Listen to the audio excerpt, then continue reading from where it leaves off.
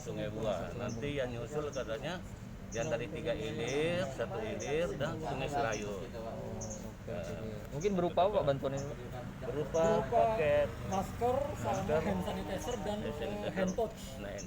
Jadi untuk membiasakan atau mensosialisasikan masyarakat agar membiasakan memakai masker, kemudian membersihkan tangan dan menjaga kebersihan pribadi untuk mencegah pandemi ini.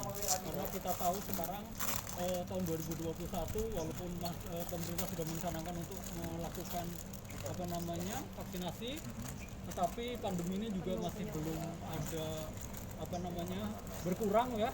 Jadi kita harus selalu mensosialisasikan kepada masyarakat untuk tetap memakai masker dan juga yang datang baru. Ini khusus untuk kelurahan 3 ilir Pak ya? Apa nanti akan ada pemberian lagi? Sekarang karena Sungai Buah ini? datangnya, jadi sekarang untuk Sungai Buah Pak? Sungai Buah. Sungai Buah.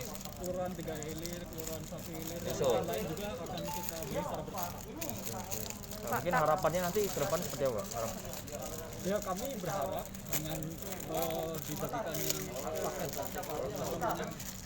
positif lah ibaratnya kesehatan ini untuk meningkatkan masyarakat dan mensosialisasikan kepada masyarakat kan pentingnya 3M itu yang selalu kita kasih barangnya